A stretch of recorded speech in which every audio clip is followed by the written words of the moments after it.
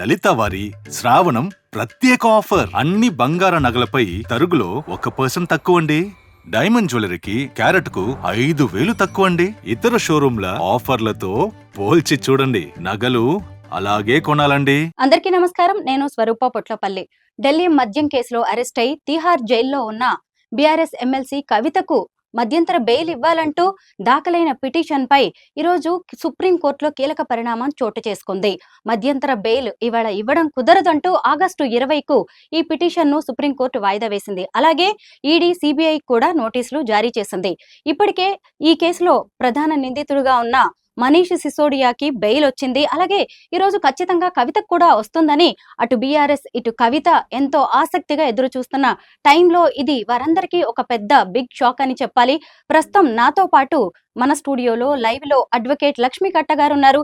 ఆవిడతో మాట్లాడి ఈ కేసుకి సంబంధించి అనేక విషయాలు తెలుసుకుందాం. నమస్తే లక్ష్మి గారు.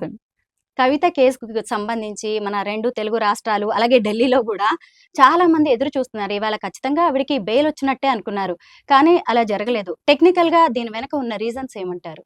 బెయిల్ డిస్మిస్ అవ్వలేదు ఇవాళ కవిత గారికి. అందరూ ఏంటంటే బెయిల్ రాలేదు అనుకుంటున్నారు, కానీ బెయిల్ అనేది పెండింగ్ లో ఉంది సుప్రీంకోర్టులో. స్టిల్ ఆవిడ వేసిన బెయిల్ 20వ తారీఖు ఇచ్చారు. ఇవాళ ఏంటంటే ఇవాళ 12 అంటే 8 డేస్ ఉంది, మధ్యలో 7 డేస్ ఉంది. సో బెయిల్ 20th రావచ్చు. అంటే బెయిల్ వేసిన తర్వాత ఇలా వేస్తే అలా ఇచ్చేస్తారు, ఆయన వచ్చేసాడు కాబట్టి ఇచ్చేస్తారు అనేది కాదు. ఎందుకంటే దానికి ఒక ప్రొసీజర్, లీగల్ ప్రొసీజర్ ఉంటుంది. ఈ అవతల సైడ్ అడ్వకేట్ కూడా ఆర్గ్యుమెంట్కి రెడీ ఉండాలి. ఈడీ తరపున కానీ సిబిఐ తరపున కానీ 2 వైపుల ఆర్గ్యుమెంట్స్ వినాలి, దెన్ ఆర్డర్ పాస్ చేయాలి. సో ఆవిడ వేసిన బెయిల్ అయితే డిస్మిస్ చేయలేదు. సో పెండింగ్ ఉంది కాబట్టి 20వ తారీఖున బెయిల్ వచ్చే అవకాశాలు చాలా వరకు ఉంటాయి.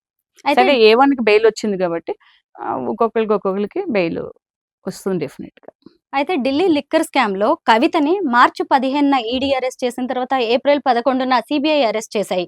అయితే ఈ రోజు జరిగిన పరిణామాల్లో కూడా సిబిఐకి, ఈడీకి సుప్రీంకోర్టు నోటీసులు అనేది ఇవ్వడం జరిగింది. వాళ్ళు ప్రతివాదులు కాబట్టి వాళ్ళు కౌంటర్ ఫైల్ చేయాలి కాబట్టి ఆవిడ వేసిన బెయిల్ ఏదైతే ఉందో దాన్ని అడ్మిట్ చేసిందే మొన్న. బెయిల్ అడ్మిట్ చేసిందే మొన్న. సో వాళ్ళ వైపు నుంచి కూడా రిటర్న్ గా ఏముంది, ఆర్గ్యుమెంట్ కంటే ముందు ఏముంటుందంటే కౌంటర్ ఫైల్ చేస్తారు. ఎందుకు మీరు బెయిల్ ఇవ్వద్దు అంటున్నారు, ఇంకా రీజన్స్ ఏమున్నాయి, ఇంకా ఏదైనా పెండింగ్ ఉందా, వాట్ ఈస్ ద అంటే A1కి ఆల్రెడీ వచ్చింది కాబట్టి మిగిలిన వాళ్ళకి ఏంటి రాకుండా ఎందుకుంటుంది.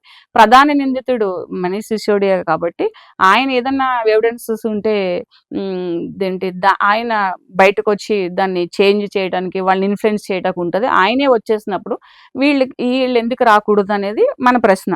కాబట్టి ఆ రూల్స్, అక్కడ ఉండే ప్రొసీజర్ కంప్లీట్ కావడానికి మేబీ కొంత టైం ఉంటుంది. సిబిఐ వాళ్ళ రిప్లైకి కానీ ఈడీ రిప్లైకి కానీ. సో అంతవరకు మనం వెయిట్ చేయాలి. సో అది వచ్చింది కాబట్టి 1 వీక్లో ఇదే వచ్చేస్తుందని అంటే Friday, Saturday, Sunday holiday, Monday ఈ రోజు మేబీ వాళ్ళు రిప్లై కౌంటర్ ఫైల్ చేయకపోవచ్చు. మనం ఏంటంటే మీడియా హడావడి చేసేసి మాకు వచ్చేస్తుంది, అది వచ్చింది, ఇది వస్తుంది అంటున్నారు కాబట్టి బెయిల్ డెఫినెట్గా వస్తుంది. అంటే A1 ఆల్రెడీ వచ్చేసారు కాబట్టి కొంచెం టైం అటు ఇటు ఒక కొన్ని రోజులు పట్టొచ్చు. అంటే రాదు, డిస్మిస్ అయిపోయింది, బెయిల్ రాలేదంటాను. బెయిల్ డేట్ని ఇచ్చారు. జనరల్గా ఏంటంటే ఇప్పుడు లోయర్ కోర్టులో బెయిల్ వేసినా కూడా మనం వేసిన వెంటనే ఇచ్చారు. దానికి మళ్ళీ మన పోలీస్ వాళ్ళు జీపీ దగ్గరికి వెళ్ళాలి, వాళ్ళు అక్కడ అఫెన్స్ ఏం జరిగిందో చెప్పాలి, వీళ్ళది రాయాలి, వెయ్యాలి, 2 సైడ్ రెడీ ఉండాలి, ఆర్గ్యుమెంట్ చెప్పాలి, అది జడ్జి గారి దృష్టిలో వెళ్ళాలి, అది చూడాలి, ఇవ్వాలా ఇవ్వక్కర్లేదా, వాట్ ఈస్ దండి, ఏ గ్రౌండ్ మీద ఇవ్వచ్చు అని ఉంటుంది. సో ఇక్కడ మెయిన్ గ్రౌండ్ ఏంటంటే A1కి వచ్చేసింది కాబట్టి ఆటోమేటిక్గా అందరూ ఈజీగా బయటకు రావచ్చు. కవితని కరెక్ట్ గా 5 నెలల క్రితం జూబ్లీ హిల్స్ లోని తన నివాసంలో అరెస్ట్ చేశారు. అయితే ఆ టైంలో ఎక్కడ కూడా రూల్స్ పాటించలేదు, మహిళకి ఇవ్వాల్సిన సెక్యూరిటీ తనకి ఇవ్వలేదు, రూల్స్ ని వైలేట్ చేశారు అంటూ కూడా ఆవిడ హైకోర్టుని అప్రోచ్ అయ్యారు. దాన్ని కూడా హైకోర్టు అనేది పరిగణలోకి తీసుకోలేదు.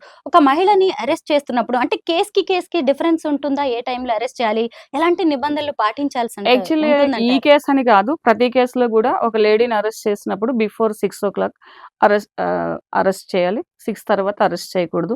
వాళ్ళ ఇన్వెస్టిగేషన్ పోలీస్ స్టేషన్ కానీ ఎనీ ఇన్వెస్టిగేషన్ ఆఫీసులకు కానీ పంపించకూడదు. అలాగే అరెస్ట్ చేసిన తర్వాత ఇమీడియట్గా వాళ్ళు రిమాండ్ చేయాలి జడ్జి ముందు. అంటే బిఫోర్ 6 లోపు అరెస్ట్ చేసిన అదే రోజు ఆమెని అరెస్ట్ చేయలేని పరిస్థితులు ఉంటే కనుక లేడీ పోలీస్ ఆధీనంలో ఎక్కడైనా law and order police station కాకుండా ఒకరు కానీ ఇద్దరు కానీ లేడీ కానిస్టేబుల్స్ని పెట్టి జనరల్గా కొన్ని సార్లు ఏమంటే ఉమెన్ పోలీస్ స్టేషన్లో వాళ్ళు కస్టడీలో ఉండి మళ్ళీ మార్నింగ్ జడ్జి గారి దగ్గర తీసుకురావడం జరుగుతుంది. యాక్చువల్లీ ఏముంటుందంటే 100 పాయింట్స్ లేడీస్కి ఫేవర్గా ఉన్నప్పుడు ఒక లేడీని చేసినప్పుడు అందులో ఒక 60 వీళ్ళు పాటిస్తే ఎవరు పోలీస్ వాళ్ళు కస్టడీలో తీసుకున్నప్పుడు ఈడీ అవనివ్వండి, సిబిఐ అవనివ్వండి, లేదా లా అండ్ ఆర్డర్ పోలీస్ అవనివ్వండి తీసుకుంటే అది వాళ్ళు ఓకే కింద పరిగణలో తీసుకుంటారు. ఏయో కొన్ని పరిగణలో ట్రాన్సిట్ ఆర్డర్ లేదు అవి ఇవన్నీ ఏదో మనకు చెప్తున్నారు. కానీ పోలీస్ తప్పు చేసినా ఈడీ తప్పు చేసినా అంటే అవుట్ ఆఫ్ ది రూల్స్ వెళ్ళినప్పుడు కోర్టు కూడా వాళ్ళని తప్పు పెడుతుంది. ఎందుకంటే మీరు లాని ఇలాగ మిస్యూజ్ చేయొద్దు, మీకున్న పవర్స్ని ఇలా మిస్యూజ్ చేయొద్దు. ఒక లేడీ అందులో ఒక ఎమ్మెల్సీ ఒక పొలిటికల్ పార్టీకి చెందిన ఇది సీఎం గారి డాటర్ కాబట్టి ఇవన్నీ ఉంటాయి కాబట్టి వాళ్ళు నిజంగా అంటే మరీ అంత అన్ని వైలేట్ చేసి అరెస్ట్లో కస్టడీలో కనుక తీసుకుంటే కోర్టు కూడా తప్పు పెడుతుంది. సో కోర్టు ఎక్కడ తప్పు పెట్టలేదంటే మనకు తోచింది మనం కాకోకుండా కోర్టుని కూడా పరిగణనలోకి తీసుకోవాలి ఈడీతో పాటు. అంటే ఆవిడేసిన పిటిషన్ని హైకోర్టు కొట్టేసిందని అంటే మేబీ అవి వాళ్ళు కరెక్ట్గానే చేశారని అనుకోవాలి కదా, రూల్స్ ప్రకారం చేశారనుకోవాలి కదా. అంటే ఇప్పుడు సీరియస్ అఫెన్స్ కాబట్టి అది సెంట్రల్కి చెందింది కాబట్టి ఒక పవర్లో ఉన్న ఒక లేడీ కాబట్టి మేబీ 1-2 వాళ్ళు హర్రీబర్రీగా తీసుకెళ్ళిపోయారని అనుకోవచ్చు. కానీ టోటల్గా వైలేట్ చేశారనేది మేబీ ఉండకపోవచ్చు. ఎందుకనంటే హైకోర్టు కూడా వాళ్ళ పిటిషన్ కొట్టేసింది కాబట్టి దాని మీద ఉండే ఏదైనా పిటిషన్ కానీ మనం ఏదైనా వేసినప్పుడు అఫిడవిట్ కానీ కోర్టులో వేసినప్పుడు అది ఎంతవరకు మెయింటైనబుల్ అనేది కోర్టు కూడా చూస్తుంది 2 వైపుల నుంచి. నిజంగా అలా ఉన్నప్పుడు చాలా విషయాల్లో హైకోర్టు కానీ సుప్రీంకోర్టు కానీ అడ్వకేట్స్ని కానీ లేకపోతే పర్సన్స్ని కానీ సమ్ డిపార్ట్మెంట్స్ని కానీ పిలిచి డైరెక్ట్గా వార్న్ చేయడం కూడా జరుగుతుంది ఓపెన్ కోర్టులో. అది మనం చాలా చూస్తాం, సుప్రీంకోర్టు ఇలా అనింది అని చెప్పేసి. అలా చేసుంటే కనుక డెఫినెట్గా ఈడీని కోర్ట్స్ అనేవి తప్పు పెట్టి ఉండేవి. ఢిల్లీ లిక్కర్ స్కామ్ లో దాదాపు 50 మంది నిందితులు ఉన్నారు. అందులో మహిళ ఒక్కరే, కవిత ఒక్కరే. 400 మందికి పైగా సాక్షులను కూడా విచారించారు. అయితే ఇప్పుడు ఆవిడ మహిళ కాబట్టి ఆవిడకి బెయిల్ ఇవ్వాలి, హెల్త్ రీజన్స్ తో కూడా ఇవ్వాల్సి ఉంటుందనే వాదనలు కూడా నడుస్తూ ఉన్నాయి.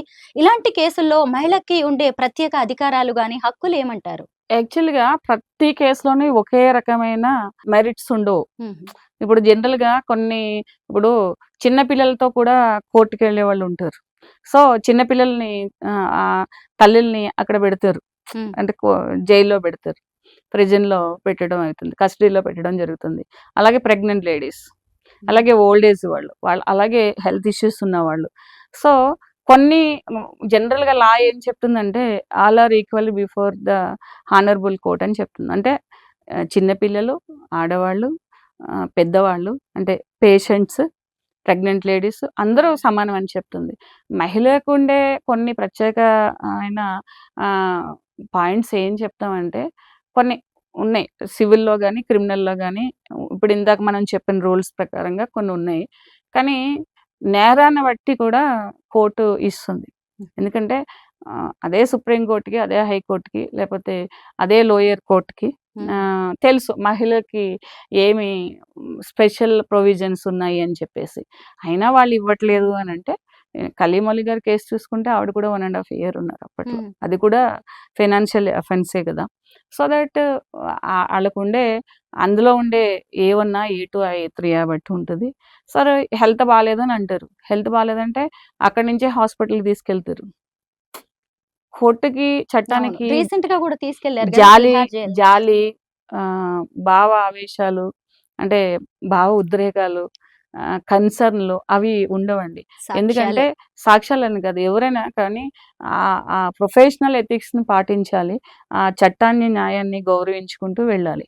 సో వీళ్ళు గొప్పవాళ్ళు, వీళ్ళు పేదవాళ్ళు, వీళ్ళు లేడీ, వీళ్ళు మగవాళ్ళు అందులో వయసులో ఉన్న వాళ్ళు, వీళ్ళు ఎక్కువ రోజులు జైల్లో ఉండొచ్చు, కొంచెం ఏజ్ అయిన వాళ్ళు, అట్లా ఏముండదు. జైల్లోనే ఉండి జైల్లోనే చనిపోయిన వాళ్ళు ఉన్నారు, జైల్లోనే ఉండి ఆ, ఆ, జైల్లోనే ఆరోగ్యాలు పాడైపోయి బయటకు వచ్చిపోయిన వాళ్ళు ఉన్నారు. సో అన్నీ మన అంటే మీడియా ముందుకు రావు కాబట్టి అవును. ఉంది. ఉమ్, సో ఈ కేసుని మనం ఎందుకు ఇంత సీరియస్ గా థింక్ చేస్తున్నాం అని అంటే ఆ, ఒక స్టేట్ పొలిటికల్ లీడర్, ఒక ఎక్స్ సీఎం డాటర్, ఉమ్. సో ఇవన్నీ ఉన్నాయి కాబట్టి మనం ఇంత సీరియస్ గా డిస్కస్ చేసుకోవడం జరుగుతుంది.